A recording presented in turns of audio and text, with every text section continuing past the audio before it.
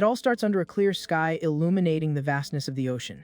Below the surface, majestic stingrays glide peacefully through the clear waters. Meanwhile, a small school of fish goes about its business without a single worry. Deeper down, marine life remains bustling with a few crabs fighting for space. The dispute heats up, and they try to push each other away with their claws. Suddenly, the crustaceans are startled by a swift shadow cutting through the water. This rushed presence is a woman swimming quickly toward the depths. With controlled breath, she remains highly focused on her destination. She descends a little further, the young woman reveals her great agility in the underwater environment. Until something catches her attention, and she locks her eyes on a specific spot. Already with a goal in mind, the girl adopts a very determined posture. Soon, she approaches a rocky formation full of crevices. She peeks inside a small, hidden cave. Seeing that the space is perfect, the girl concludes that this place will serve her very well. Time passes quickly at the bottom of the sea, and 10 days are left behind. The entrance to that hideout remains silent, while bubbles escape to the surface. Several transparent eggs rest safely protected on the rocks. Taking care of everything, the woman remains seated beside them like a true guardian. But the peace is short-lived when 2 large fish start circling the cave. Looking quite aggressive, the intruders seem ready to cause trouble. Sensing the danger, the girl goes into high alert. Out of a protective instinct, she tries to scare the creatures away, telling them all to leave. Threateningly, she warns them not to dare come close to her shelter. The yell works and the fish flee, leaving the young woman out of breath. After the tension, a massive sense of relief washes over her. Outside, marine life continues ignoring the drama, with a lobster walking along the bottom. Completely exhausted, the protector lets out a heavy sigh of fatigue. Meanwhile, the movement outside becomes very peaceful again. Another small group of fish swims by without causing any bother. Alone once more, the young woman goes back to watching the eggs in complete silence. That isolated environment seems increasingly exhausting to endure. Seeking comfort, she hugs the cocoons very affectionately. 30 long days have passed since she settled in this dark cave. With delicate care, the woman continues protecting her precious cargo. Looking closely, you can see tiny human babies forming inside, which reminds her of the first time she saw their father. Bringing immense peace, she realizes that their lives were completely connected. The little fetuses continue their safe development there in the waters. With a melancholic vibe, the girl gets lost in her memories. The image of that man simply won't leave her head. In her memory, she relives the moment a guy held her in his arms underwater in a protective embrace. He assured her that the young woman was his breath and his very life. Promising to take care of everything, the man stated he would leave those lives under her responsibility. After those words, the two sealed the promise with a passionate kiss. Back to reality, she gently touches the surface of one of the eggs. Her heart aches with longing as she watches over her children all alone. Isolated and very sad, she laments, believing her partner must have already passed on. The ocean outside seems even more vast and gloomy facing this heavy conclusion. 60 days are completed, and the girl's physical exhaustion becomes evident. With heavy eyes, extreme fatigue begins to take a high toll. Meanwhile, the children in the cocoons keep growing non-stop. She tries to gather strength and reaches out a trembling hand to touch them. However, her weakness is so great that she can barely stay awake. With zero energy, she ends up resting her head against the stone wall. In the idyll outside, a solitary fish swims slowly. Suddenly, the creature is unexpectedly swallowed whole by something much larger. The sudden noise startles the young woman, who wakes up immediately. All huddled up, she tries to hide as much as possible in the shadows of the shelter. The 100-day mark arrives, showing the babies almost fully formed. The girl is at her absolute limit, almost fainting from extreme weakness. But a sudden noise makes her wake up panting again with a jump. She checks the environment, making sure the cocoons are still intact right there. Fear takes over, leaving her breathing completely accelerated. Motionless at the back of the cave, the girl tries not to make a single sound. She notices a dark shadow slowly approaching the entrance. The absolute panic dominates her as she understands the size of the threat outside. A colossal and terrifying creature passes right in front of her, heading out. Terrified, the young woman admits to herself that she has absolutely no strength left to fight. Squeezing her eyes shut, she mentally begs to be left alone. The sea monster displays a terrifying face very close to the cave. Luckily, the beast decides to just keep going on its way through the murky waters. Eel also crosses the area in the distance right after. Knowing she is highly vulnerable, the woman cries out of exhaustion and pure despair. But the peace doesn't last at all, as a monstrous fish aggressively charges into the hole. To make matters worse, another dark creature dangerously approaches the cocoon area. Completely powerless, the young woman watches in shock at the imminent danger about to ruin her. Suddenly, the monstrous creature opens its mouth wide right in front of her, revealing terrifying teeth. Totally panicked, The girl lets out a scream of terror as the beast charges at her with everything it has. Trying to protect herself any way she can, she steps back in shock, waiting for the worst attack. Despair takes over the place, echoing through the cave as bubbles rise rapidly. Despite all this chaos inside, the vastness of the ocean outside remains in a deep and calm silence. As time goes on, the 150-day mark finally arrives, and the babies develop even more inside the cocoons. Already with a very human appearance, one of the little ones opens his eyes, observing the environment around him. However, their mother now seems like a mere shadow of her former self, completely worn out and weak in the corner of the rock. Curious, the little boy locks eyes on her with an expression of pure innocence.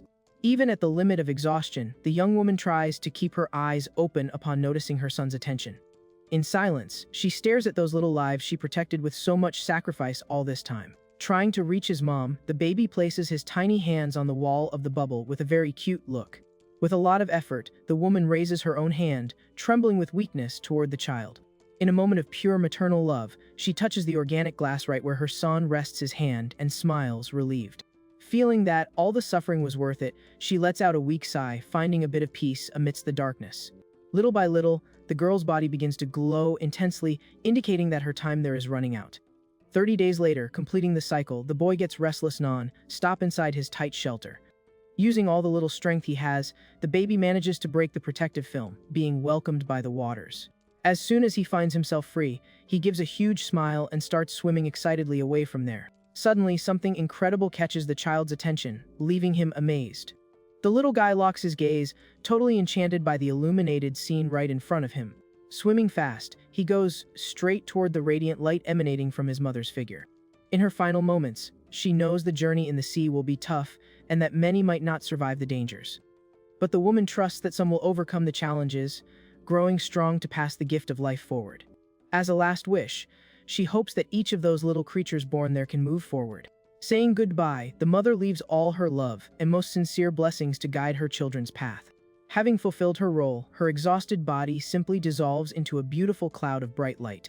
Soon after, all the babies leave their cocoons and swim together in a magical whirlpool of life and energy. The dark cave takes on a vibrant blue tone as the glowing particles slowly rise to the surface. While swimming away with the group, the boy takes one last look back, as if understanding the sacrifice that was made. The young woman's presence continues fading in the water, leaving only luminous memories along the way. By surprise, a huge, aggressive fish charges from behind, ready to attack the boy once and for all. At that moment, the little one turns his face quickly, but doesn't focus on the imminent attack, but rather on something else. The little boy opens his eyes wide, focused on something grand happening above him. Above the marine abyss, sunlight penetrates the water, creating a wonderful and inviting spectacle. The bottom of the sea, once a terrifying setting, now reveals its immense, mysterious beauty. Echoing through the waters, the woman's voice offers to tell the story about the cycles of life and passing in that place. Hidden in the shadows, a gigantic creature opens its dark eye to observe the movement. A colossal octopus rests among the stone crevices, taking on the role of a witness to everything that is about to happen. Excited about their freedom, the little ones start swimming up toward the light. Going with the flow, a fish tears through the current, swimming swiftly toward the top. Closer to the surface, a small school of fish enjoys the sun's rays warming the ocean. The scenery changes completely as the view leaves the water, revealing a clear blue sky and distant mountains. The terrestrial landscape shows a lush valley, full of green life and untouched nature. Up close, a calm river cuts through the dense forest, flowing peacefully until it disappears into the horizon.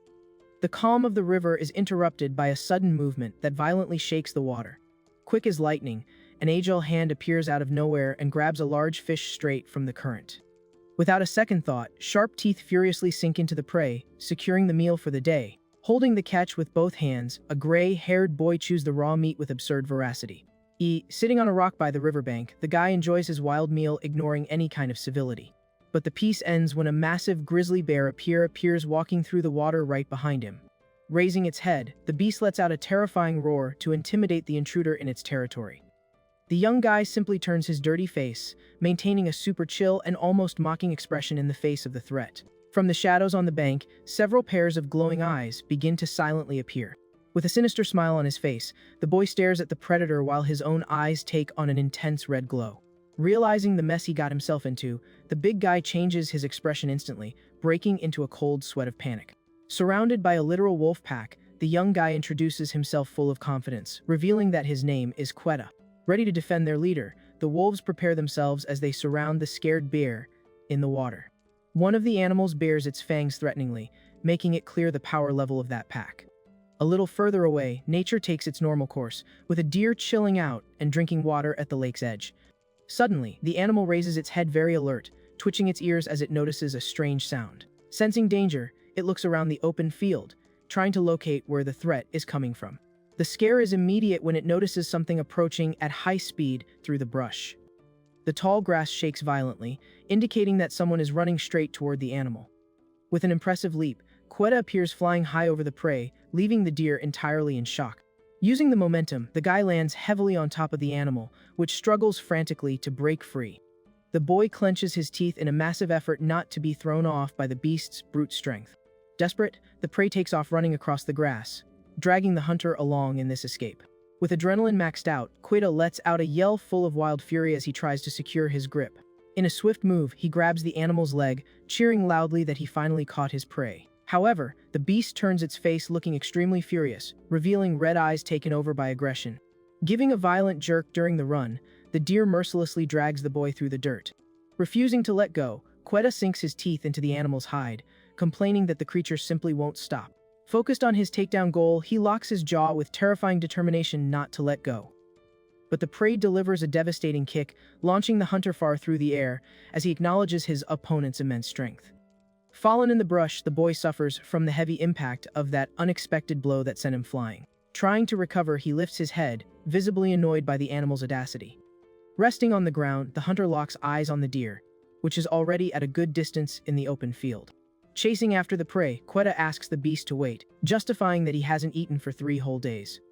Trying to negotiate with his food, he promises not to chase it anymore if the animal agrees to become his lunch today. Without slowing down, the guy warns that the target has no way to escape, whether by crossing the mountains or the river. Totally stubborn, the boy guarantees he will chase it to the end of the world, just to devour it. But the chase is brutally interrupted when something hits him square in the face by surprise. With the absurd force of the impact, the young man is sent flying backward through the air. Rolling uncontrollably across the dirt, he struggles a lot to bring his own body to a stop. Even hurt, the guy flashes a confident smile upon realizing the threat is just a rookie wolf. Right then, a large and imposing man lands heavily right in front of the boy. Displaying a threatening expression, the big guy tells the kid to get lost, claiming he would never be taken down by someone so pathetic. Feeling offended, the hunter gets deeply irritated and questions the guy's audacity to speak to his own kind like that. Turning his back, the man just asks if the kid wants another kick, while the boy furiously follows him. Very proud, the big guy calls himself the Deer King of that territory and deduces the boy is just a lost pup. Walking through the field, he asks if the invader knows he entered the Murakotashia Pack's territory, but the guy denies it. The man lets out a heavy sigh, confirming that the kid really has no idea what he got himself into. Explaining the situation, the Deer King warns that this pack rules the entire region with an iron fist.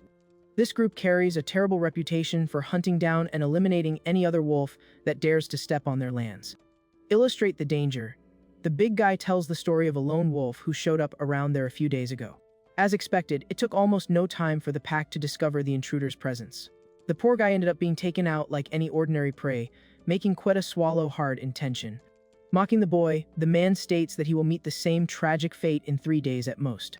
Trying to hide his fear, the guy yells that he is the strongest wolf in the region and isn't afraid of them at all.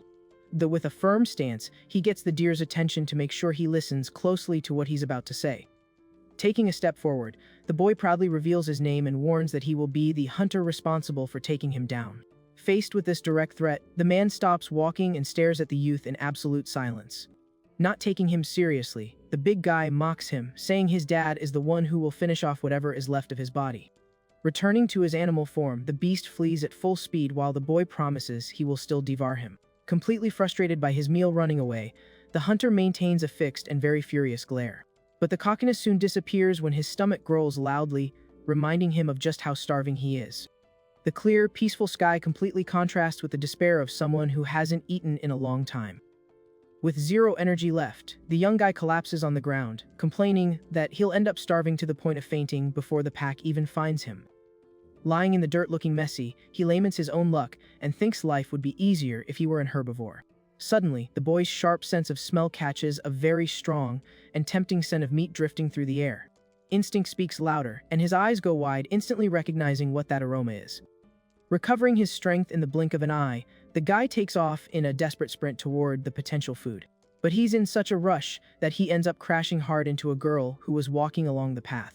Caught completely off guard by the impact, the young woman widens her blue eyes, not quite understanding what happened. Staring closely at the stranger, the boy immediately notices that he is looking at a female of his own kind.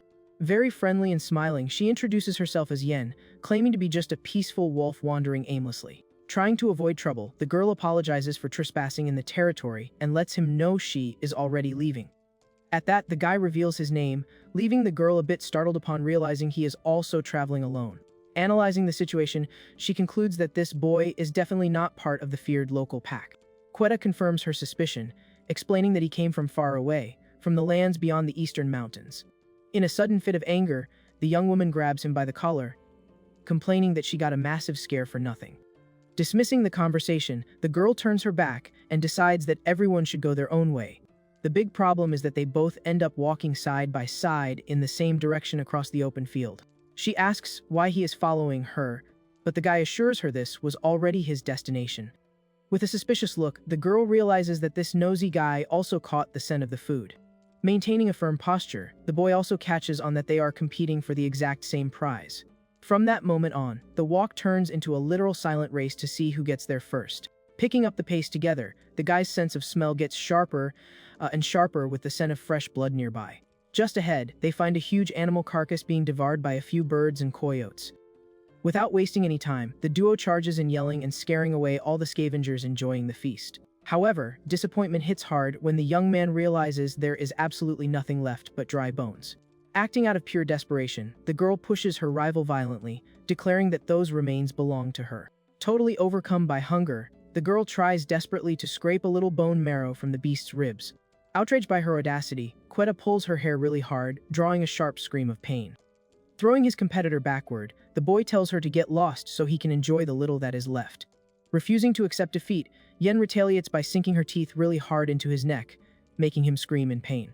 Consumed by fury, the young guy stares the girl down up close, calling her completely crazy because of the attack.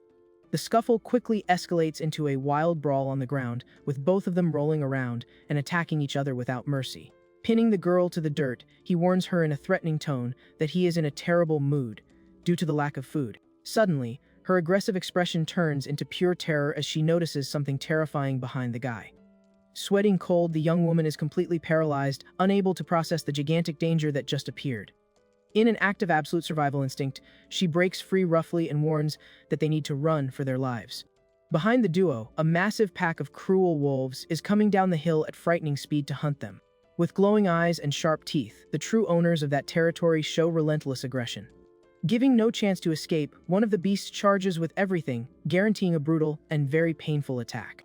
Pinned under the weight of the giant predator, Yen completely despairs and calls out for her mom in a panicked cry. Running a little further ahead, Quetta looks back and gets a massive scare seeing his partner pinned down. Surrounded by several members of the pack, the poor girl suffers severe injuries and screams in unbearable agony.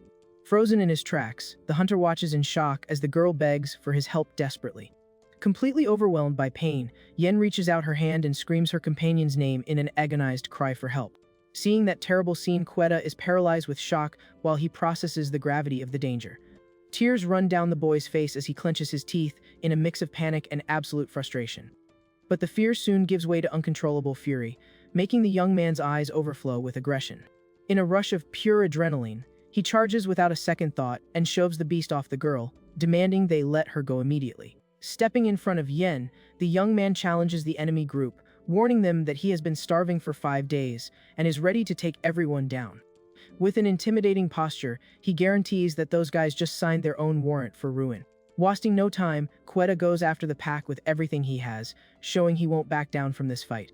A little further away from the mess, a lone coyote watches all the screaming in confused silence. Realizing the vibe got way too heavy, the animal decides to quietly slip away from that carcass. Before leaving, the smart critter takes the chance to grab a leftover bone lying on the ground. All hyped about its prize, it starts running across the open field, taking advantage of the larger wolves being distracted. Suddenly, the little opportunist stops running upon hearing a noise approaching very fast. The scare is so big that the animal jumps and drops its food, absolutely terrified by the surprise. It turns out Quetta and Yen fly right past it, running desperately away from the fight the boy just started. During the sprint, the young woman looks back panting, feeling despair take over again in the face of the threat. A heavy thud echoes through the field as the true leaders of that territory land heavily right behind them. Feeling the crushing pressure, Yen murmurs tensely, aware that the situation just got drastically worse. In command of that dangerous squad, two imposing figures take the lead in the relentless hunt against the intruders. The scary big guy is Morocco, who stares at the invaders with destructive fury overflowing in his eyes. Beside him is Tasha, displaying a sadistic look of someone who loves causing serious trouble for others. The boy asks who these people are, and his partner warns in shock that they just ran into the pack leaders. Furious about the invasion, Morocco yells orders for his subordinates to capture and eliminate the duo immediately. Without hesitation, the followers confirm their leader's command and charge forward to complete the cruel task. Going into absolute panic, Quetta yells for his partner to pick up the pace as much as she can. The duo runs through the forest tearing through the wind, using the little energy they have left to try to shake off the danger. Seen from above, the pursuers form a literal brutal wave sweeping through the brush straight toward their targets. Leading the furious charge, the pack boss yells that the intruders don't stand a single chance of escaping. Almost completely out of breath, the hunter keeps running while wondering how far those crazy guys intend to chase them. Soon he spots a large lake ahead and plans to cross the water, hoping his stamina doesn't run out before that. Pointing to the water, the boy warns that they need to cross the lake and asks for one last push from his companion. But extreme fatigue takes its toll, making Yen pant heavily as she loses her rhythm and falls behind. The hunter looks back in despair and begs her to go faster before they are caught by the pack. In a terrible instant, a giant hand appears from behind the girl, blocking any chance of escape she still had. With absurd strength, Morocco crushes the young woman against the dirt in a very painful impact. Watching the capture, Tasha praises the attack and suggests they finish the job for good right there. Watching the scene, Quetta freezes upon realizing that trying to help would result in his own instant defeat against so many enemies. Pinned under the cruel leader's weight, the girl lets out a deafening scream, calling for her companion in one last hope. The young man hesitates intensely, admitting to himself that he can't risk losing his own life along with hers. Understanding his hesitation, Yen cries profusely and apologizes for getting him into this horrible situation. Totally surrendering to her ruthless fate, she merely murmurs a sad lament, waiting for the worst outcome. Returning the apology in an extremely guilty tone, Quetta turns his back and decides to abandon his partner. He squeezes his hurt eyes shut and runs away alone, feeling the crushing weight of cowardice as he distances himself from there. Showing zero mercy, the big guy declares the intruder is finished with a look full of pure evil. The man fiercely steps forward to deliver the deciding blow that will take out the defenseless girl once and for all. Surprisingly, Quetta returns with a swift jump and lands a devastating kick straight to Morocco's face. With adrenaline maxed out, the boy's eyes transmit a wild courage that seemed to have vanished moments before. Using the momentum from the hit, he pins the enemy leader to the ground and immediately yells his partner's name. Holding the larger beast down, a lot of effort, the hunter tells Yen to run out of there as fast as she can. The young woman is completely stunned by the heroic attitude of the guy, who had just abandoned her behind. Wasting the chance she was given, she obeys and resumes her escape while her companion holds off the main threat. The big guy displays an expression of pure mockery, cussing the kid out and promising to hurt him badly for this audacity. Feeling the absurd physical disadvantage, the young man clenches his teeth, fighting bravely to keep the brute pinned to the ground. But the boss's strength is surreal, allowing him to reverse positions and crush the boy against the dirt in the blink of an eye. Showing a terrifying face, the man warns that the fleeing girl will be the next to suffer as soon as he's done with him. Even completely overpowered, Quetta keeps his attitude and mocks his opponent's threat without backing down. In a move of pure desperation, the boy headbutts the enemy, declaring that the big guy is going down with him. However, the kid's confidence evaporates the second he notices a huge shadow covering the light around him. The rest of the pack drops from the sky in a coordinated attack to defend their leader and crush the invader for good. Leading this new brutal charge, Tasha lets out an insane scream as she hits the poor boy without mercy. Far from the mess, Yen keeps running alone through the darkness of the open field, trying to ensure her own safety. Her conscience weighs heavy, and she concludes that if the whole pack surrounded the guy, he is definitely not making it out of that fight alive. Paralyzed for a moment, the girl hits the brakes, feeling a strong internal conflict about what she should do now. The The cold wind blows, bringing the scent of danger to her, and she takes a deep breath to try and make a brave decision. Standing firm before the vast landscape, the girl accepts that she can't just abandon the only person who tried to help her. Returning with impressive speed, she lets out a powerful roar, showing that she also has a lot of strength to fight. The young woman throws herself into the middle of the brawl, crying and begging for someone to help her fallen partner. On the ground, Quetta suffers merciless attacks from all sides, in a highly hostile scenario that seems endless. Then, the pack members notice the girl's approach and prepare to deal with her too, without hesitation. Extremely beaten up and powerless, the boy shows resignation, admitting that he has truly reached his physical limit. Thrown in the dirt, he waits for the final impact, wondering if his journey is really going to end in such a sad way. Suddenly, Yen's voice cuts through the air explosively, making the guy open his eyes in a mix of shock and surprise. Determined to change the situation, she tells her companion not to give up because that battle is absolutely not over yet. Ignoring the extreme danger, the girl goes after the entire pack while the hunter desperately screams for her to retreat.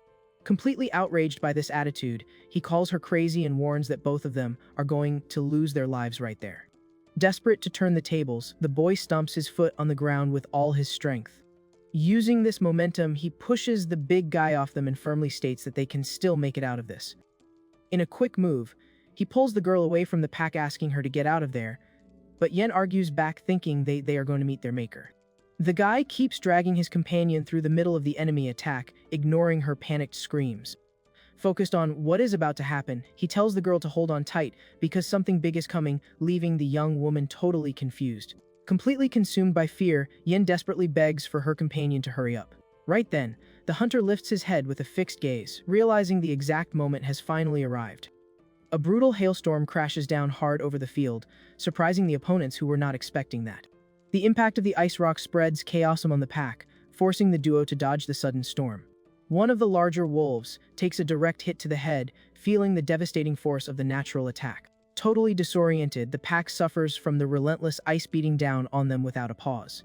Taking advantage of the perfect distraction, the girl yells to her partner that this is their time to run away. With adrenaline pumping, Quetta picks up the pace and sprints off, focused purely on survival. Behind them, the members of that terrible pack start retreating to try and escape the storm. The hostile weather forces the beast to scatter across the dirt, momentarily giving up on the chase. Far from there, the pack keeps running in retreat under the relentless storm covering the territory. Exhaustion is evident in the beasts, which pant heavily as they try to find shelter. The water falls mercilessly over the lake's surface, creating a natural curtain that makes it hard for everyone to see. Insisting on the hunt, one of the wolves jumps into the water, swimming furiously after the fugitives. Driven by an instinctive fury, the beast charges forward, showing it doesn't intend to give up on its target easily. However, the creature ends up stopping halfway upon realizing it lost sight of the duo in the darkness. A bit further ahead, Quetta and Yen emerge on the surface of the lake, panting but safe. On the shore, the rest of the pack parks, just watching in frustration as the two escape through the deep water. Back in their human forms, Murako and Tasha stare at the horizon, visibly annoyed at having lost their prey. Gaining more and more distance, the duo keeps swimming steadily across the giant lake, leaving the danger behind. Diving a little, they use all the stamina they have left to cross that freezing vastness. Curious about what just happened, the girl asks how her companion knew about the hail, and he explains he recognized the sound and smell of the storm. Trying to understand his actions, Yen questions why he came back, getting the response that the hunter only did it because he had a backup plan. But soon the boy looks away a little awkwardly, admitting he couldn't just leave her there after they had come so far. Thunder crashes in the sky, accompanying the guy's complaints about taking a nasty bite, assuring her he would have beaten the enemy leader if he wasn't starving out there. Very grateful for the help, the young woman thanks him sincerely, making the boy reply that he also thought it was crazy she came back to risk her life for him. With a melancholic tone, the girl confesses that throughout her whole life, she always chose to run away from danger alone. Overcome with sadness, she remembers the terrible moment when she saw her family being taken down right in front of her without being able to do a thing. Hearing that heavy vent, Quetta stays in absolute silence, absorbing his companion's pain. Still consumed by guilt, Yen wonders if things would have been different if she had fought to the end back then, just like she did today. The girl questions herself whether, with a bit more courage, everyone could have survived together. Wanting to push away that sad vibe, the hunter suggests they make a great team and proposes they walk side by side from now on. Repeating the word together, the boy feels the weight of what that truly means. The memory takes the young man to the past, recalling that before an invading pack destroyed everything, he also had a family and his own territory. In those memories, everyone in the pack hunted united in a time when the young guy was afraid of absolutely nothing. Back in the present, his posture gains renewed determination amidst the ice storm. Straight to the point, he argues that with him being strong and her being smart, continuing the journey as a duo will definitely be better than staying isolated. To try to convince her, the guy jokes that hunting any prey will be a very easy task for the two of them. Excited about the idea, Quetta asks directly what Yen thinks of this partnership proposal. However, a lightning bolt cuts through the sky, illuminating only the empty waters, revealing that the girl has simply disappeared from the lake. Completely confused, the young guy starts looking around, calling his partner's name in the middle of the water. The vastness of the lake only answers with the sound of the hitting rain, with no sign of where she could be. Panic takes over the boy, who screams desperately, demanding to know where the girl ended up. Totally alone and adrift, he keeps yelling for her while the storm batters the region. Up close, a curious otter just watches the stranger's despair invading its habitat. Sometime later, the hunter manages to reach the rocky shore, collapsing face down on the ground due to extreme exhaustion. With his face glued to the dirt, the guy displays a completely empty state, drained of any energy he had left. Calmer but still shaken, he sits facing the water, staring at the horizon in deep silence. Without many options, the young man starts walking alone along the endless shore, trying to find some clue. Crouched in the dry dirt, the boy concludes in frustration that there is no trail or scent of his companion nearby. Evaluating the extent of the lake, he tries to understand what went wrong during the escape. The sun begins to set, reflecting on the lake, making him wonder if the girl ended up losing her strength and sank during the crossing. Sitting there in the evening, the weight of that sudden loss hits the young man overwhelmingly. The boy's face darkens, heavy with sadness, as he whispers to himself that it all happened again. Feeling the pain of loneliness, the hunter deeply regrets being the only survivor once more. Suddenly, the sadness is interrupted when the boy notices something very important marked on the dirt ground. Right in front of him, a clear trail of fresh footprints heads toward the densest part of the forest. His sharp instinct kicks in, and he sniffs the air, identifying Yen's scent, confirming with relief that she is alive. Crawling along the trail, the hunter inspects every inch of the ground so he doesn't lose his friend's tracks. However, he soon picks up something new, noticing the strong odor of unknown males mixed into the environment. Focused on the path ahead, the vibe gets heavy when the young guy identifies the unmistakable smell of danger. Using the tracks, he perfectly deduces the scene, understanding that the young woman ran away to escape terrible pursuers. Sprinting through the dense woods, the guy wonders if the previous pack managed to follow them there or if these are new enemies from that region. The frantic run takes a brief pause when he stumbles upon an alarming detail in the middle of the brush. Broken branches and disturbed dirt make it clear that a violent fight happened exactly at that spot. The young guy's mind puts the puzzle together instantly, visualizing the moment the girl was reached and captured by the attackers. Analyzing a crushed and stained flower, anger consumes the hunter upon realizing the cruelty of the situation. Blood boils in his veins, awakening an instinct loaded with pure aggression. Without a second thought, the guy charges forward with absurd speed, tearing through the forest like a true predator. Jumping over obstacles on the path, the boy tells himself that the targets aren't far, and that payback is happening right now. Arriving at a clearing after the frantic sprint, the hunter spots a girl from behind being held by a stranger in the middle of the forest. Taken over by rage, he lets out a furious yell calling the name of the partner he believed he had found. Without wasting time, the boy charges with everything, telling the stranger to get his hands off her immediately. The green-haired guy's eyes widen, totally caught off guard by the yelling coming from behind him. With the momentum of the run, Quetta runs the stranger over with extreme violence, throwing him to the dirt ground. Pinning his rival to the dirt, the hunter makes a heavy threat and warns that he's going to mess him up. Worried, he quickly turns his face back, asking if the girl is okay after that scare. But the young woman who turns around has white hair and a confused look, revealing she is a completely different person from his friend. Silence takes over the place while the two guys stare at the unknown girl without understanding absolutely anything. Shocked by the mistake, the hunter realizes that this is not his companion and questions the girl's identity. Totally irritated, he goes back to grabbing the fallen guy, demanding to know who he is and if the two are together. The green-haired boy complains, feeling a lot of pain, and accuses Quetta of biting him in the exact same spot as before. Using his free leg, the stranger delivers a very strong kick that sends the hunter flying away. The two roll across the field, moving away from each other, while trying to recover from the sudden mess. Panning, the green-haired guy watches his opponent and immediately notices he is pretty beat up. Keeping a defiant posture, the hunter wipes his mouth and coldly denies that his injury is a real problem. The stranger loses his temper entirely and warns he is going to aim his hit straight at the wound, but suddenly freezes up, totally confused. Looking around desperately, the guy tries to understand where the food he was holding just a second ago went. A little further back, the white-haired girl is already seen sneaking away with the prize. Furious, the boy points at the thief, realizing she is taking his precious catch away without an ounce of shame. In a teasing tone, the young woman gives a very mocking wink while holding the dead animal firmly. As soon as she takes off running into the brush, the offended guy cusses the girl out for the absurd audacity of the theft. Yelling at the top of his lungs, he tells the girl to stop and states that he was the one who caught that juicy goose. However, Quetta grabs his rival's head with a lot of force, asking where he thinks he's going. Trying to break free from that painful grip, the stranger demands the hunter let him go, but the boy counters, claiming the target is now his. Night takes over the forest with the full moon illuminating the dark and calm sky of the mountains. After the heat of the fight passes, the green-haired guy rubs his head, complaining that the thief took everything before he could take a single bite. Indignant, he asks who Quetta thinks he is to appear out of nowhere helping the girl, remembering how much he suffered to get that meat. Completely ignoring the other guy's venting, the hunter cuts the subject and asks if the stranger saw a girl named Yen around there. Overcome by a fit of rage at the interruption, the guy calls Quetta crazy and yells wanting to know who the heck this person is. Losing his patience, Quetta steps up aggressively demanding the other guy stop faking it, because Yen's scent is totally stuck on him. The green-haired boy finally catches on to the subject and asks if he's talking about a specific girl, getting an immediate confirmation.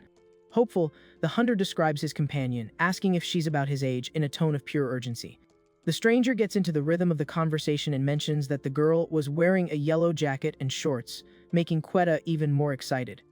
With a very fresh memory, the guy adds the detail of light brown hair and a shorter stature, which the hunter confirms right away.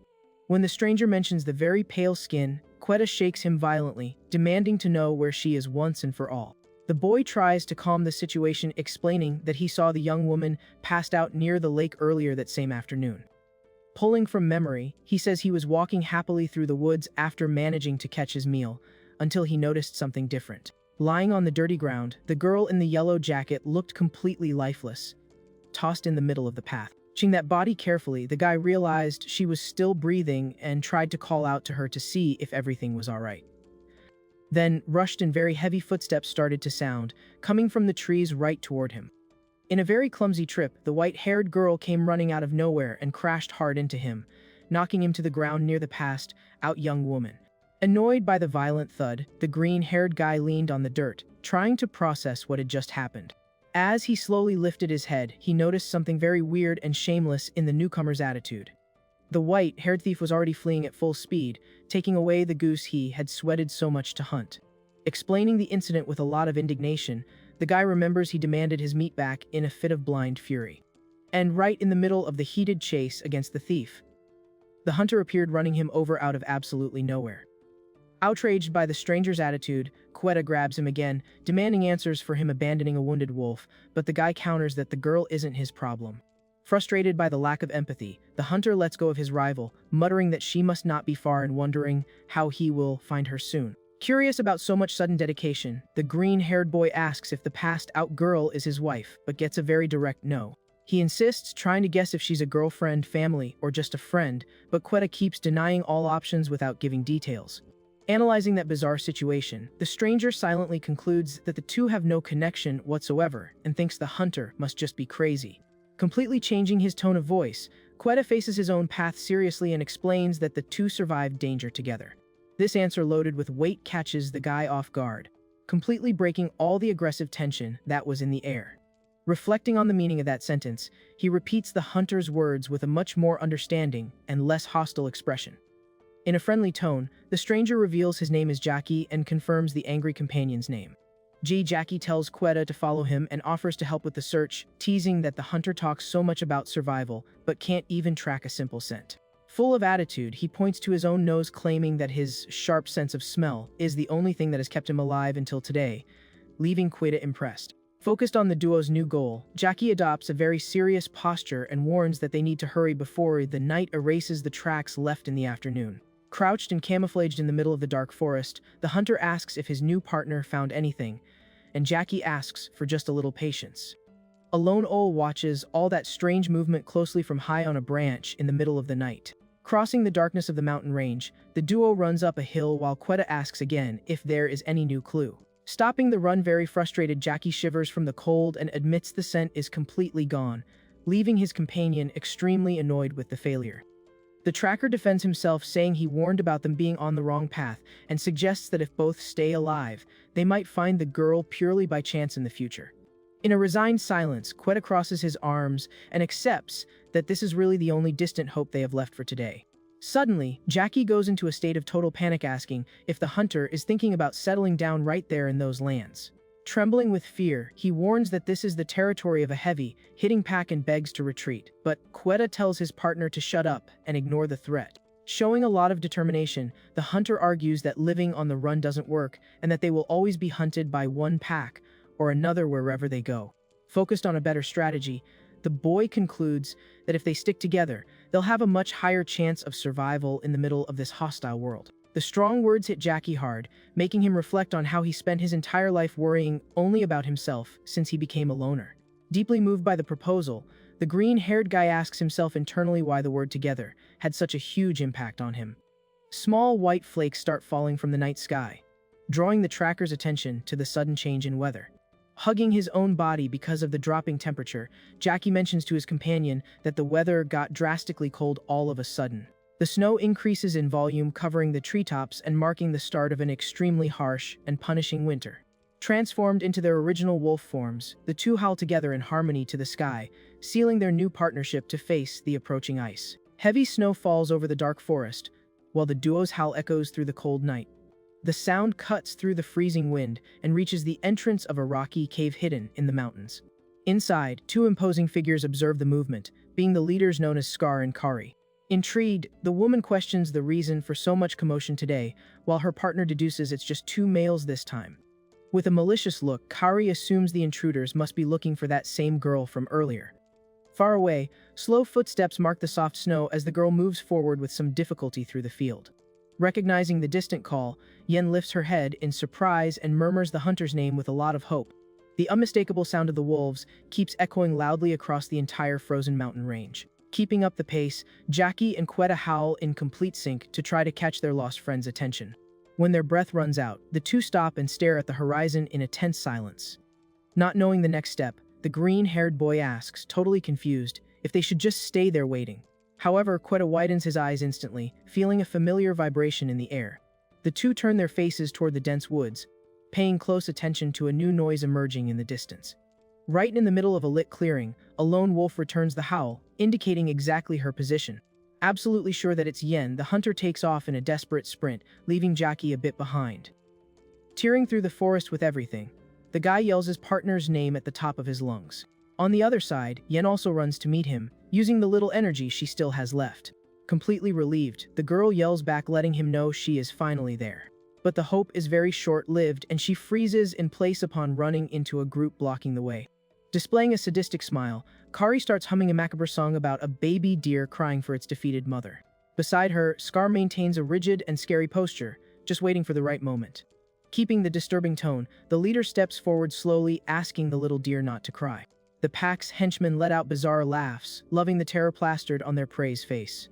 The song continues with Kari assuring her the pain will be very quick and that soon she will be sleeping.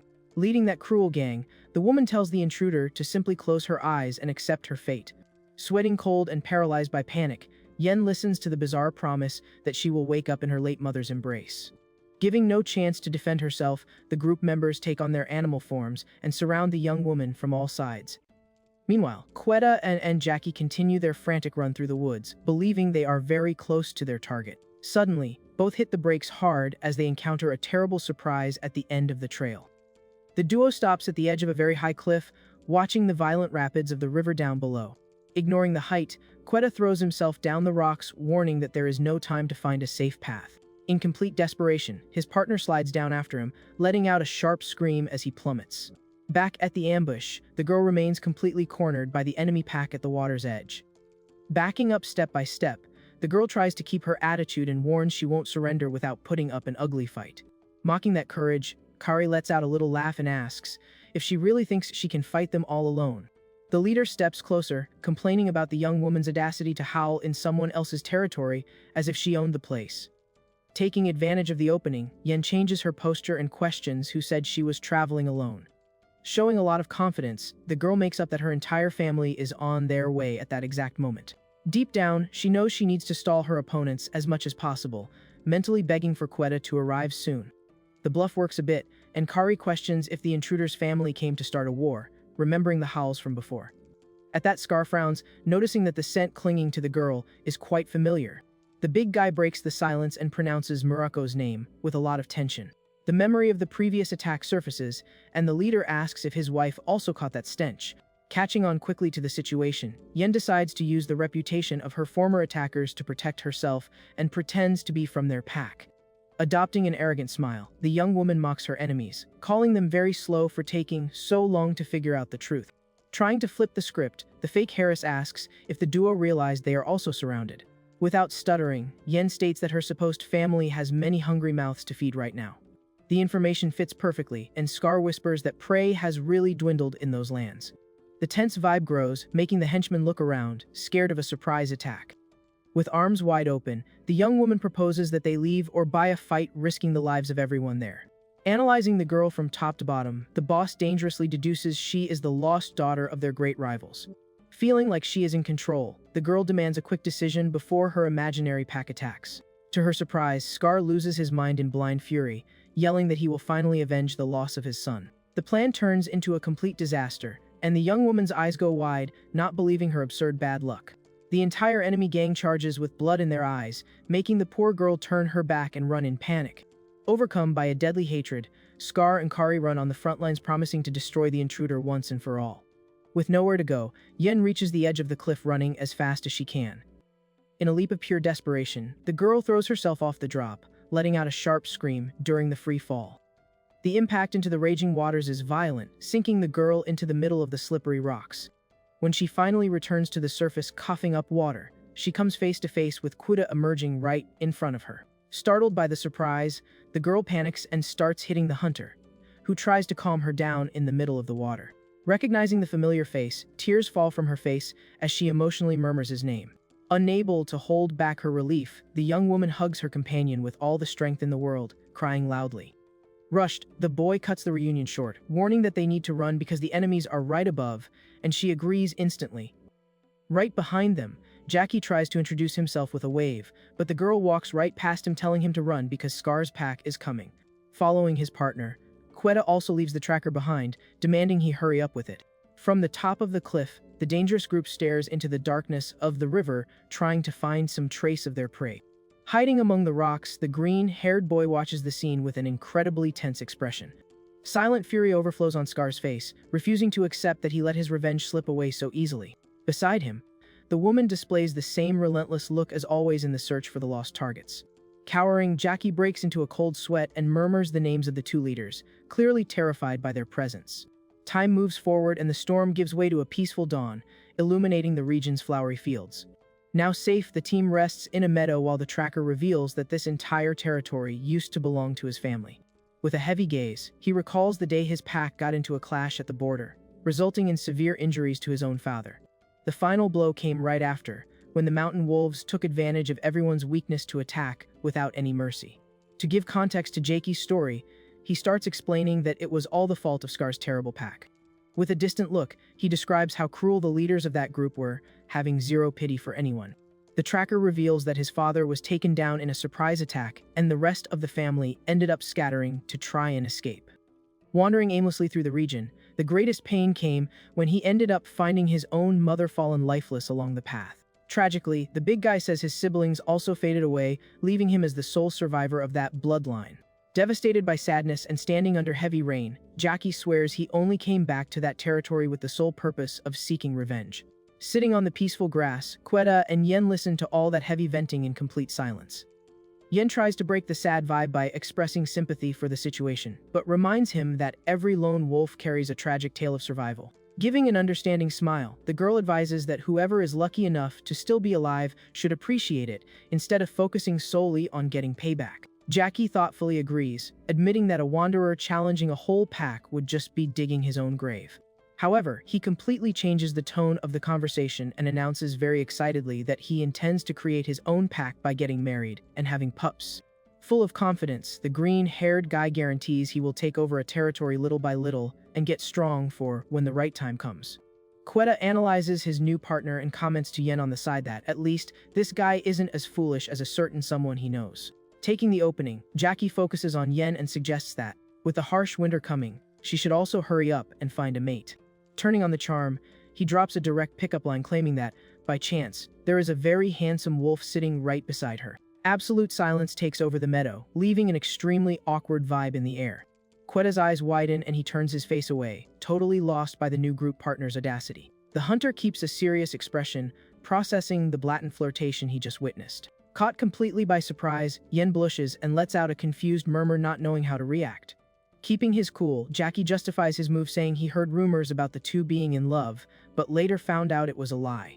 With an analytical stance, the tracker mentions he thought it was best to ask and be absolutely sure of the situation before making a move. Not beating around the bush, he looks straight at Quetta and casually asks if the hunter plans on marrying the girl. The indiscreet question makes the two partners look at each other instantly, completely shocked by the invasion of privacy. Yen widens her bright eyes, anxiously waiting to see how her companion will get out of this one. Completely thrown off by the pressure, the gray-haired boy stutters, trying to form any sentence. Hiding his nervousness, Quetta looks away and confesses he never stopped to think about this marriage stuff. The answer hits the young woman hard, leaving her visibly shaken and a bit hurt by his hesitation. Satisfied with what he heard, Jackie approves of the attitude and warns that he hopes the hunter doesn't change his mind, because he would hate to have to fight over her. Suddenly, the tracker's eyes go wide as he processes an important piece of information he had overlooked. He turns to his partner in total disbelief and asks if Quetta isn't actually in love with that goose thief. Quetta's mind drifts instantly, recalling the elegant image of the white-haired girl he met in the forest. Totally lost in the conversation, Jackie demands to know who his partner actually ran into that day. Understanding the size of the mix-up, the tracker gets mad and yells that the thief was another woman who stole his precious food. With a dangerous smile on her face, Yen maliciously deduces that the hunter ended up following another female's scent instead of hers. Desperate, Quetta waves his hands, denying everything, guaranteeing he was just distracted following the right scent when he heard a fight and got confused. Ignoring his excuses, the young woman narrows her blue eyes and asks in a very threatening tone if the stranger was pretty. Not realizing the level of danger, the guy puts his hand on his chin and admits with the utmost sincerity that she was really attractive.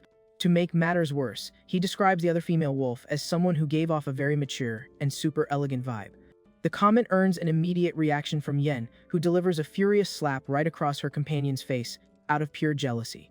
After the hit, the trio sits back down on the grass, with an absurdly heavy and silent atmosphere between them. Jackie just watches the awkward situation while Quetta apologizes, whispering that hunger made him lose his mind. Tired of all this drama, the tracker jumps up, complaining that he is going to end up passing out from hunger if they don't go after food right now. Taking the lead, Jackie tells everyone to go hunt some fresh meat, reminding them that the job should be easy with 3 wolves in the group. Walking confidently through the woods, he focuses on the goal of feeding his new pack. The trio moves peacefully through a clean border area, knowing that dangerous packs usually don't hang around that place. During the exploration in the forest, Jackie mentions he had his eye on some very good prey for a while, but couldn't take it down alone. Curious about the size of the challenge, Quetta asks if it's a big moose, proudly remembering he almost managed to catch one without help. With a very confident and mysterious smile, the new partner warns that the target isn't just a simple moose. The duo gets surprised, trying to imagine what could be the largest living creature in that entire region. At that, a small bird lands very calmly on huge white branches jutting out from the brush. But the branches are actually the gigantic antlers of a colossal moose, which reveals itself imposingly snorting in the clearing. Hiding in the bushes, Yen and Quetta are in shock at the absurd proportions of the beast, doubting that even the local packs could handle that. However, Jackie points to the side, warning firmly that this monstrous giant isn't their target. He explains that the mother is too dangerous to face head-on, but assures them they can catch the calf accompanying her. Taking on the role of strategist, the tracker reminds them that the two have hunted in a pack before, and teamwork is crucial right now. Jackie quickly delegates the hunting roles, telling the duo to go out front and distract the huge mother's fury. Full of attitude, he announces that at the perfect moment he will step in and finish the calf with a single precise strike to the neck. Outraged by the lazy plan, Quetta demands Jackie be the bait and leave catching the calf to him. Completely ignoring the complaint, the partner approaches Yen and brags, saying he is going to show her the charm of a strong male, taking down the prey. The hunter loses his patience entirely, ready to start a fight, but Yen gives in with a huff and agrees to follow the rookie's lead if it guarantees dinner. The group's approach doesn't go unnoticed by the mother moose, who lets out a deafening roar to protect her offspring. Following orders, Quetta and Yen take off running at top speed across the open field, drawing the danger's attention. Suddenly, the two look back and realize the situation has completely spiraled out of their planned control.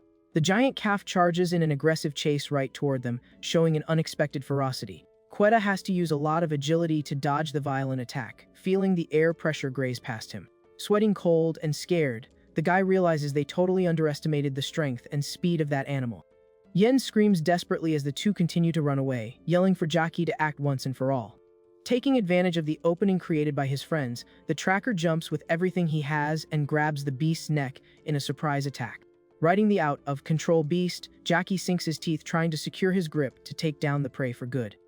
But the animal's strength is brutal, forcing a violent jerk that launches the hunter into the air as if he were nothing. Brought back to reality, the big guy joins the desperate escape alongside his partners, questioning why a simple calf is so strong. Looking back, Jakey goes into total panic, admitting that the beast's frontal charge is terrifying up close. With his pride wounded and a sweaty face, he mutters that his role as the team's alpha male is going down the drain. The trio retreats and regroups quickly in the field, with Yen angrily complaining that his plan was a total failure. Accepting that the distraction tactic didn't work, Quetta takes charge and yells for everyone to attack together as the beast charge furiously at them. Without a second to think, the giant calf charges full force, forcing the trio to dive to the ground to avoid being crushed by the brutal attack. But Jackie isn't as lucky and ends up taking a powerful kick, getting sent flying by the impact of the blow.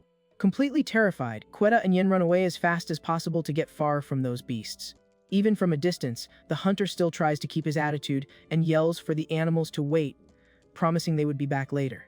The desperate run leaves the girl panting and visibly exhausted. Meanwhile, the mother moose just gently nuzzles her calf in the illuminated meadow, ignoring the fleeing intruders. Trying to cover up the failure, Jackie approaches, assuring them that they almost had it and just need a few minor tactical tweaks. However, Quetta complains indignantly that his partner still has energy to talk nonsense while they are literally starving out here. Ignoring the scolding, the tracker asks Yen to wait just a little longer, promising he will find something for them to eat soon. Right then, a chubby rabbit hops right in front of the group, catching everyone's attention instantly. Without wasting a single second, the green-haired boy yells to catch the critter at all costs, starting a new frantic chase. Yen throws herself hard onto the dirt trying to grab the prey, but ends up slipping and letting the animal escape. Right after, the two guys also dive into the grass at the same time, convinced they finally secured their meal. But the rabbit is too agile and jumps away, making the hunter punch the ground furiously for missing the chance. The cold wind blows across the meadow while Quetta and Jackie lie on the ground, staring into the void in absolute frustration. The hunt finally ends when the small animal is captured in a quick, precise strike. To everyone's surprise, the one holding the prey in her mouth is the same white-haired girl from before. Jackie's eyes go wide immediately and he points at the thief, recognizing his rival on the spot. With a very cynical smile, she thanks the duo for their help and mocks them, saying it was easy to catch the critter thanks to their distraction. The tracker loses his patience entirely and tells her to swallow her thanks, furiously demanding to know if the girl ate his goose all by herself. Full of rage, the guy warns that she picked the worst possible time to cross his path and charges into attack. But he gets a huge scare when Yen flies past him and hits the mysterious girl with terrifying fury. With the violent impact of the hit, the thief is thrown against the dirt ground, unable to defend herself. Just watches the scene from afar, completely surprised by his partner's sudden and aggressive attitude. Lying on the grass, the white-haired young woman stares at her rival, completely shocked by the situation. Driven by a sick jealousy, Yen shoots her a dark look and asks how she dares to try and steal what is hers, leaving a very heavy vibe in the air. Lying on the ground, the thief stays very calm and questions why the prey belongs to Yen just because her wolf made the catch. Overcome by jealousy and hunger, Quetta's partner aggressively states that she got there first and threatens her rival if she dares to touch the meat. Squeezing the stranger's neck, Yen reinforces that the prize is hers alone. Tired of all this mess, Quetta forcefully pulls his companion away, complaining that all this high-pitched yelling is already getting too annoying. Freed from the grip, the thief stares the duo down coldly, asking if they intend to settle things with aggression. Without giving her time to answer, Jackie jumps into the fight, landing a kick on his rival and agreeing to take the prize back by force. The tracker straightens his posture, warning that a simple rabbit doesn't cover her debt and that he is going to teach her a good lesson today. Feeling the physical blow, the girl just narrows her eyes with utmost seriousness. At that, Yen loses control again and charges forward, yelling that she is going to put a permanent end to the thief. But Quetta steps into the middle of the mess with open arms, demanding the duo stop the attack immediately. Totally awkward, the hunter asks his partners to avoid this unnecessary conflict. Indignant, Jackie demands an explanation for him defending their enemy, making the boy justify that there is no reason to fight. Yen is outraged by her companion's attitude, but the tracker notices something different and asks her to hold on a moment. Shifting the focus of the fight, Jackie points straight at the girl who stole his goose earlier. To everyone's surprise, the guy simply asks if she wouldn't like to join the group for a hunt. With absolute naturalness, Jackie explains that 3 is a weird number, but with 4 members they would work as well as a real pack. Full of mischief, he gives a sideways smirk, knowing perfectly well that Yen and Quetta would have no other choice but to agree. The thief mocks the proposal, reminding them they don't have family ties requiring them to act together in a pack. Dismissing the group right after, she emphasizes that she doesn't intend to team up with losers who can barely catch a rabbit properly. Keeping his cool, Jackie accepts the rejection and just tells the girl to get out of there as fast as possible. Right after the rejection, he starts commenting very suggestively about the wonderful taste of moose meat. As the thief slowly walks away, the tracker keeps describing the unmistakable aroma of a fresh, newly hunted catch. Diving into details, he describes the feeling of sinking his snout into the beast while the heat is still present. The mouth-watering description completely hooks Yen's attention, and she listens in awe. Quetta also widens his eyes instantly, seduced by the mental image of that feast. Already at a distance, the thief freezes in her tracks, imagining that perfect smell entering her nose. Jackie throws out the final bait, arguing that taking a giant bite out of this prey is infinitely better than eating a simple goose. Wild instinct speaks much louder, making the girl drool just thinking about tasting that wonder once more. Changing her mind quickly, the young woman turns around and announces she will join the hunt just for today. The sudden agreement annoys the other two, demanding to know why the duo is making decisions without consulting anyone. Taking on a sociable posture, the newbie finally reveals her name is Chelly and asks what the others are called. Without beating around the bush, Quetta and Jackie introduce themselves very directly and calmly on the side of the road.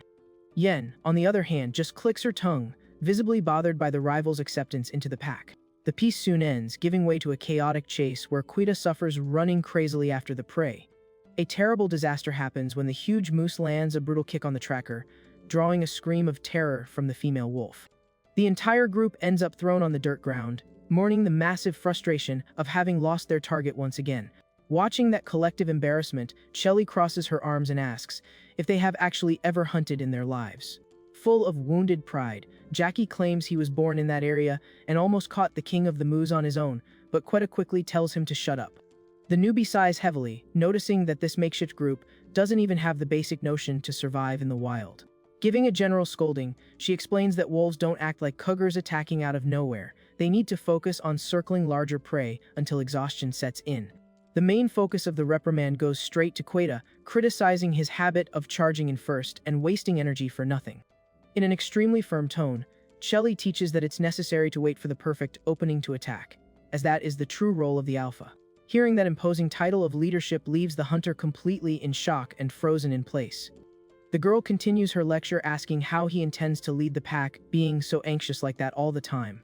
Putting the new strategy into practice without wasting time, the group takes on their animal forms and begins to herd the moose across the open field. During the relentless chase, Quetta gets hyped up, screaming at the top of his lungs, making Jackie complain about his lack of control again. Acting quickly on the run, Chelly grabs her partner by his jacket and reminds him that he cannot rush things at all. Time moves forward quickly as the late afternoon tints the sky over the mountains in a very calm scene. The winter starts to batter the scenery as the pack continues the long chase, moving forward through the snow. The cold night falls silently, requiring absolute patience until the prey finally loses all its strength. Panting and focused, the wolves keep up the pace of the run, proving that cooperation and relentless persistence are essential. On the other side of the clash, the huge moose shows very clear signs of extreme exhaustion and despair. Unable to support its own body weight, the prey trips in the soft snow, creating the perfect opportunity everyone had been waiting for. In a lethal joint attack, the pack leaps mercilessly onto the fallen target, finishing the job like true mountain predators. Absolute silence returns to the white field, leaving only the carcass that guarantees the team's survival. Ignoring any rule of civility, Shelly and Quetta bury their faces straight into the fresh meat scattered in the snow. Totally starved, they devour the valuable prize with absurd eagerness to recover their lost energy. The peaceful vibe breaks when Yin pushes her rival without any pity, just to reach a better part of the meat. Very focused on the hunter, the girl offers a piece of food with a wide smile, guaranteeing the taste is delicious. With a loving and relieved look, she watches her companion chewing the food non-stop. In the middle of the peaceful meal, Shelly stops chewing as she quickly notices a bizarre movement around them. Taking them completely by surprise, a hand appears, grabbing the platinum-haired girl's hair with extreme violence.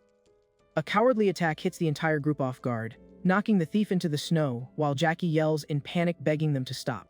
A dark voice echoes through the field ordering that all intruders be defeated, leaving the guys paralyzed with pure terror. Pinned to the cold ground, Shelly suffers the aggression of a woman who promises to hurt everyone there. Leading that silent ambush, Scar hums the threat with highly disturbing tranquility. Displaying a dangerous and sadistic smile, Kari repeats the cruel instruction for her subordinates not to have any pity. The gloomy setting reveals the small team entirely surrounded by the huge rival pack in the middle of the storm. In a furious chorus, the enemies chant asking for the end of the invaders, making Jackie let out a curse word while sweating cold. Scar raises his arms in a very theatrical gesture, yelling the final order to eliminate the fallen targets. Fulfilling the absolute command of their leader, the entire pack charges in a fierce rush sweeping across the snow-covered area. Completely terrified, the tracker recognizes the dangerous pack instantly and tells his partners to run away right now. But Quetta is reluctant to retreat, deeply outraged by the absurd idea of abandoning the meat they fought so hard to get. In a state of shock, Yen screams at him to forget the food, questioning how they could beat a whole pack and survive. Fully embracing the stance of a true alpha, the hunter calls his small pack into the fight, bravely reminding them that they are also 4 members. Ignoring the general panic, Quetta points out that they can hunt for more food later, but if they slip up in a fight, everyone is going to meet their maker right there. Very tense, Yen asks her partner to retreat right away, but the guy decrees that they are going to fight, leaving the young woman totally confused. With a relentless posture, the hunter decides he can't simply run away when the opponent is right in front of him. At that, Shelly steps up beside the female wolf, showing she also won't back down, while Quetta gets the tracker's attention. The makeshift leader asks if Jackie trusts his own potential, and the big guy takes the front line alongside his companions. Seeing that she has no other choice, the hunter's partner pouts, visibly upset with the dangerous situation. Yielding to the pressure of the moment, the girl sighs heavily and agrees to jump into the mess with the group. Without wasting any time, the gray-haired guy yells the attack order, and the 2 teams charge with everything. Leading the enemy charge, one of Scar's henchmen jumps very confidently, aiming straight for the tallest target in that pack. The impact is brutal and hits Jackie squarely in the face, causing immediate damage to the guy. But the tracker uses his brute strength and retaliates instantly, crushing his attacker against the snowy ground with extreme violence. That explosive reaction, the rival pack bosses are completely surprised by the impact generated. Fallen and dazed, the henchman murmurs in confusion, not really understanding where so much aggression came from. Showing that he is no longer a coward, Jackie displays a dark look, thirsty to get payback on that rival team. Driven by the adrenaline of survival, the big guy yells his own name and takes off in a furious sprint straight into the middle of the battle. Charging straight at the enemy boss, he pins Kari down, yelling that he came to avenge the loss of his old family. The woman doesn't show a single ounce of fear, and just repeats the guy's threat in an extremely cynical and teasing tone. Totally outraged, the tracker questions if the leader forgot the cruelty she inflicted on his pack in the past. In a very quick move, she flips the situation by grabbing the boy, mocking that he is the one who seems to have forgotten the details. Throwing the young man face first into the dirt, Kari mocks his memory of how that family was really defeated. The dark memory of that day resurfaces with the enemy boss pointing out that they were all reduced to mere pieces of meat. Fallen and sweating cold, Jackie goes into a panic listening to the woman remind him that he simply ran away when the worst disaster happened. The shock paralyzes the green-haired boy, opening the perfect window for Scar to appear right behind him in an aggressive jump. Without any mercy, the brute hits the guy's shoulder, drawing an agonizing scream of pure pain. Observing his wounded target in the dirty ground, the pack boss mocks him, asking if his mind finally cleared up. Trembling uncontrollably, Jackie stares at his own hand completely stained after the absurd violence of that hit. The old trauma takes over the boy, who backs away panting, begging the two attackers to stay away. The giant enemy maintains a cold and calculating posture, facing the pathetic despair of the injured invader. Worsening the psychological torture, Kari flashes a makeover face and mentions the ominous presence of crows on that tragic day. Jackie's mind transports him back to that silent nightmare, where he sees himself alone sinking into a literal lake of sadness. Overcome by absolute terror, the young guy concludes in horror that he's going to end up losing his own life right there. The disturbing image of his fallen relatives reappears strongly, convincing the boy that he will share the same fate as his family. Acting purely on survival instinct, Jackie turns his back and flees desperately, screaming, leaving all the mess behind. Shocked by the selfish act, Quetta yells, calling his partner an idiot and demanding to know where he thinks he's going. The hunter demands the big guy come to his senses and come back, while Chelly watches the desertion beside him. But the enemy pack doesn't let up and advances with diabolical laughter, demanding their subordinates take out the rest of the intruders. The battle intensifies in a violent clash, forcing the makeshift leader to fight with a lot of anger to withstand the heavy pressure. The numerical disadvantage soon takes its toll, and the gray-haired guy ends up being pushed heavily through the thin snow. Right after, Yen suffers a brutal charge and lets out a scream of terror as she is grabbed by one of the group's opponents. Hearing his companion's despair, Quetta turns his face, overcome by enormous worry about her condition. From afar, Jackie notices that his new partners keep fighting bravely even when outnumbered. The tracker remembers perfectly when he ran away in the past, leaving his entire old pack to be crushed. Back then, he was just a terrified child, crying profusely while running scared through the cold forest. The nightmare of the enemy leaders wiping out the people he loved so much continues to haunt his thoughts relentlessly. However, Quetta's voice echoes in the distance calling his name, making the big guy freeze in a heavy internal emotional conflict. With a wounded, panting face, Jackie mutters to himself about the massive importance of staying alive. Taking a firm step in the snow, he acknowledges that he already managed to survive all that hell in the past. The guy clenches his teeth with intense rage, admitting that he grew up and can't just run away like a coward again. Meanwhile, Quetta lets out a roar full of fury, trying to fight off several strong opponents at the same time. Handing out blows non-stop, the hunter yells, telling his enemies to get out of the way, and knocks down another stubborn rival. Focused on ending the problem once and for all, the boy screams Scar's name and charges straight at the boss. Without hesitating for a single second, Quetta throws himself into a frontal attack and runs the big guy over hard in the middle of the field. The two start testing their strength in a deadlocked and wild clash, growling and trying to dominate the situation at any cost. By surprise, Kari joins the fight, letting out a piercing scream, and hits the hunter from below, completely breaking his guard. Taking advantage of his ally's perfect distraction, Scar remarks that the boy acted too fast and lands an extremely heavy punch.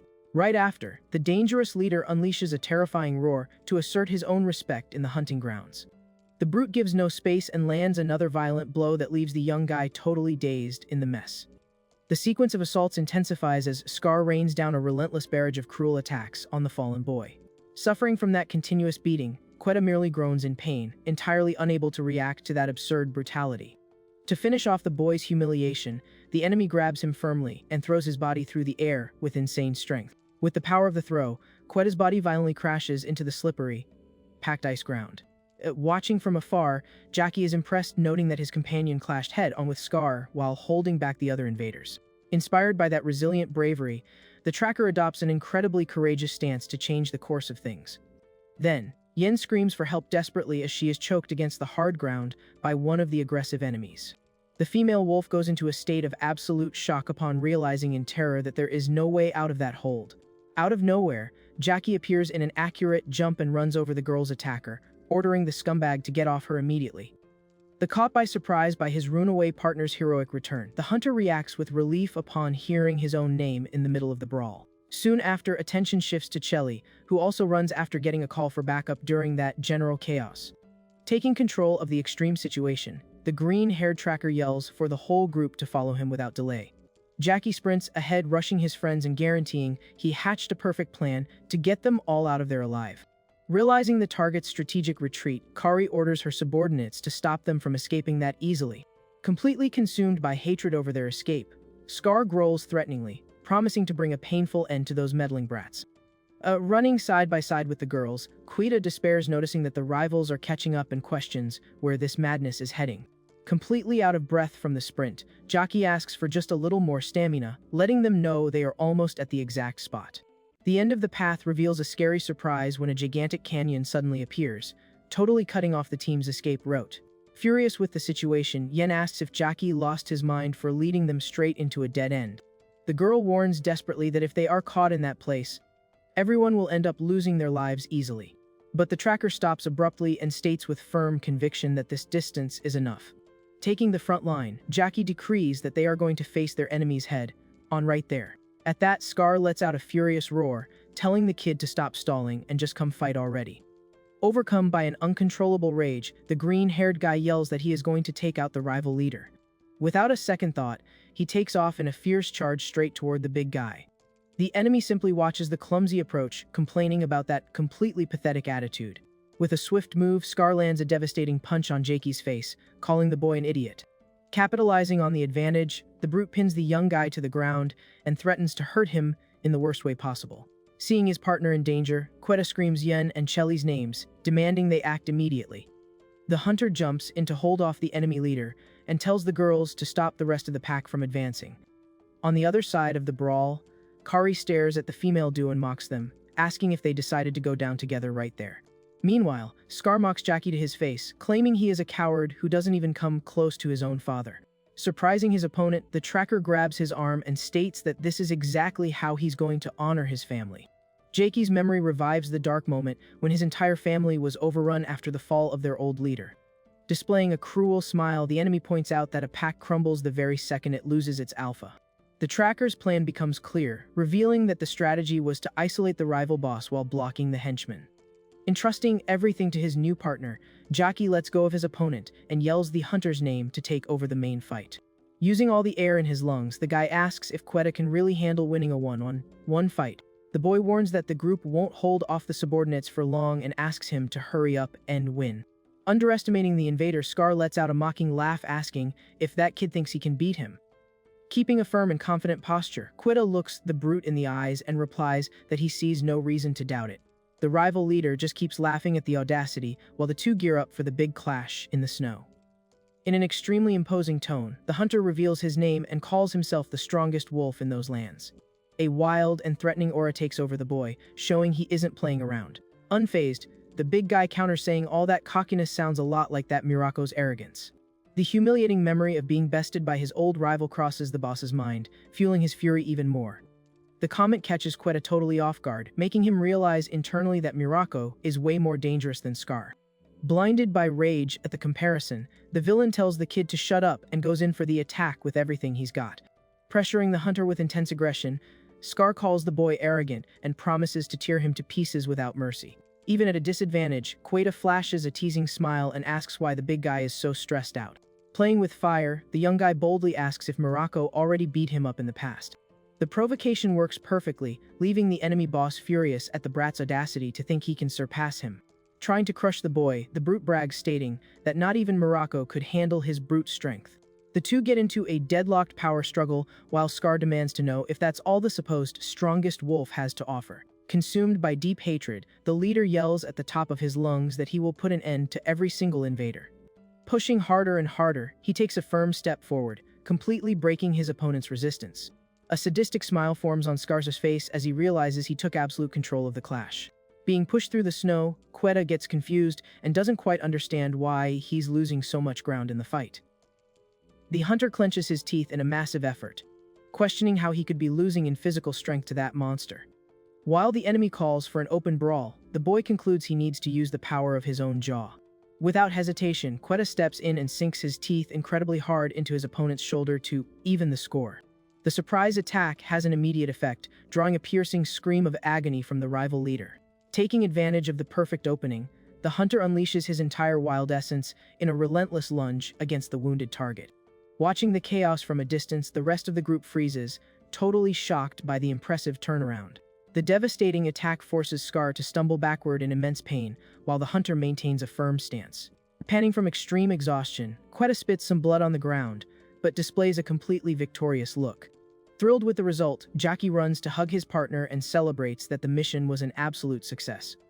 The tracker flashes a huge smile and praises his friend's work, swearing he always believed in his strength. Turning to the enemy subordinates, the big guy yells, letting them know their leader has fallen and the battle is finally over. But Scar refuses to accept defeat and lands a violent blow on Jackie, making him swallow those words. Ignoring his own wounds, the brute shoves the green-haired boy, demanding a real fight. Bloodshot eyes full of pure hatred, the pack boss decrees he will annihilate the meddling invader right on the spot. At that moment, Quetta comes flying out of nowhere and lands a brutal knee strike straight to the out of control enemy's face. The definitive hit knocks Scar out completely. He collapses in the snow, letting out just a faint groan before losing consciousness. Seeing that the situation is lost, the rival henchmen panic and yell the order to retreat immediately. Following the warning, the entire enemy pack flees, running desperately through the snowy canyon. Free from danger, Yen and Jackie jump for joy, cheering to the world that they survived and won the clash. Overwhelmed by emotion, the female wolf jumps on Quetta's neck full of pride, while Chelly watches the scene in complete silence. Staying humble, Quetta says the success was all thanks to Jakie's plan, leaving the big guy feeling super shy. Away from that loud celebration, Chelly just takes a deep breath, feeling the cold breeze hit her face. A vibe of relief takes over the original trio, who share sincere laughs while hugging after so much tension and danger. The gray-haired hunter turns to the newbie and flashes a very gentle and welcoming smile. The platinum-haired thief returns the look with a much softer and less hostile expression than usual. Worried about her, the boy steps closer asking if his ally got hurt, getting a chill response in return. Sun Yen shows up and tightly grabs her partner's arm, marking her territory in a very clear fit of jealousy. Ignoring the female wolf, Chelly focuses on the boy's wound and asks about the injury Scar caused him during the fight. Confident, Quetta assures her it's no big deal and bets that the enemy pack will never cross their path again. In a rare moment of sincerity, the white-haired girl smiles and praises the hunter's heroic attitude that afternoon. The comment leaves the guy totally paralyzed and blushing, while Yen glares at her rival with fury in her eyes. Cutting off all the sudden romance, Jackie starts yelling, warning that they need to run to recover the meat they left behind. The scene cuts back to the open field, where several birds are already flying over the feast the group abandoned. The huge eagles take advantage of the hunter's absence to aggressively fight over the moose remains. Arriving on the run, Jackie gets outraged by the blatant theft and tells the birds to get out of there immediately. Sprinting desperately toward the carcass, Jackie and Yen scare off the eagles, telling them all to get lost. The girl yells indignantly, seeing the birds devouring the precious meat. Without wasting time, the two start devouring the leftovers eagerly, while Yen praises the fresh taste of the meal. The big guy wonders why the birds stopped eating out of nowhere. The answer comes right after when Jackie spots coyotes approaching and demands the invaders stop exactly where they are. Peace ends in a flash, and the whole group is running again, with the tracker cursing the bold critters and yelling that the meat belongs to him. After returning to the carcass and trying to eat, a pack of wolves appears by surprise, making Jackie panic and tell his partner to run to save their lives. Acting purely on instinct and intense hunger, Yen sprints through the snow carrying a giant piece of meat firmly clamped in her mouth. At the fast pace of the escape, her companion asks if she completely lost her mind and warns her of the massive danger if they get caught. With her mouth full, Yen justifies that at least she won't leave this world without tasting the hunt, giving in to the madness. The guy suggests they hide soon so they can eat together. However, a quick swoop cuts through the sky and a clever eagle snatches the meal right out of the female wolf's mouth mid-run. Standing in the middle of the cold snow, the two are totally stunned, watching the bird fly away with their only snack. The shock quickly turns into fury, and the duo yells at the top of their lungs, cussing the bird out for the shameless robbery. Far away from all that mess, the mountain scenery goes back to being very peaceful, with a few animals walking calmly across the frozen plain. With their heads close, the four members of the makeshift group look down, visibly exhausted after so many chases and fights. Looking at the leftovers dumped in the snow, they conclude that despite all the madness of that day, they acted like true, relentless survivors. Determined to seal the peace, Quetta tells Chelly that one day they will go their separate ways and start their own families, suggesting they don't fight if they bump into each other again. Chelly agrees with the idea of not attacking each other, but points out that the ideal scenario would be for the two of them to simply never have to meet again. Confirming the peaceful agreement, the hunter guarantees there will be no wars between them. Right beside them, Yen watches all this interaction full of jealousy. Bothered by the conversation, the female wolf questions why her partner is saying those things, asking if he wants to pick a fight with her in the future. Very naturally, Quetta rests his hand on Yen's shoulder and replies that they won't fight because they can simply get married. The sudden proposal drops like a bomb on the group, leaving Jackie and the thief in absolute silence and totally shocked by the guy's audacity. Keeping his cool, the hunter explains his logic, pointing out that if they get married, they'll become a real family and can stay together forever. With a very serious look, Quetta analyzes his companion's reaction and asks directly if she has any objections to this commitment. Deeply touched by the words, the young woman loses all her attitude and stares at the guy, showing she is very moved by that surprise proposal. At that, Chelly touches the hunter's shoulder and fully agrees with his reasoning. The ally adds that a union means having pups and fighting side by side until the end of life. Assuming a firm posture, the young woman emphasizes that this kind of permanent bond can only happen if both parties truly want the exact same thing. Having zero patience for advice, Yen turns her face, exhibiting an almost maniacal state, and aggressively asks if the rival is also trying to marry him.